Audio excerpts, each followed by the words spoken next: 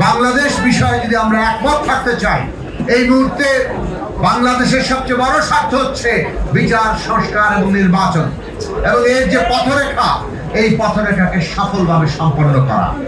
বিচার দরকার, কেননা জাস্টিস, ন্যায় বিচার ছাড়া কোনো রাষ্ট্র তার জায়গায় দাঁড়াতে পারে না। আর সংস্কার, আমাদের বাংলাদেশের এই রক্তের যে অঙ্গীকার, সেই সংস্কার নতুন বাংলাদেশে আমাদের দিতে হবে। কিন্তু আজকে নির্বাচনটা হয়ে গেছে সংস্কার বাস্তবায়ন করার জন্য অত্যন্ত জরুরি একটা বিষয়। নির্বাচন ছাড়া সংস্কার বাস্তবায়িত হবে না।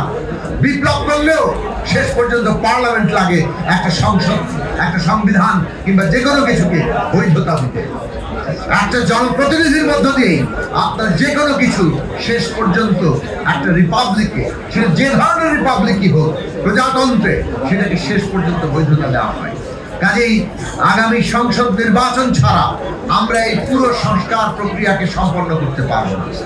আমরা আইনি বাধ্যবাধকতার বিষয়ে একমত হয়েছি। গণভোটের মধ্যে দিয়ে জনগণ অনুমোদন দিবেন এবং সেটা আইনি বাধ্যবাধকতার উপর পরিণত হবে আগামী সংসদের উপরে। এবং আমরা এই গণভোটের মাধ্যমে আগামী সংসদকে কনস্টিটিউয়েন্ট পাওয়ার দিয়ে, অর্থাৎ এই যে সনদ তৈরি হয়েছে, এই সনদের উপর ভিত্তি করে মৌলিক সংস্কারের ক্ষমতা অর্জনের ব্যাপারে আমরা একমত হয়েছি।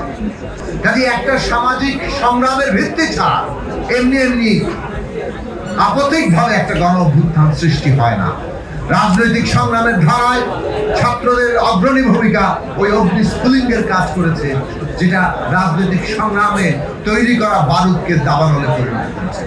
এই ঐতিহাসিক সম্পর্ক আমাদের মনে রাখা দরকার, এবং সেইভাবেই আমাদের পারস্পরিক সম্পর্ক, আমাদের মর্যাদা, আমাদের ভালোবাসা, আমাদের একসাথে চলার গতিমুখ, এই সব কিছুর কর্মকৌশল ঠিক করা দরকার।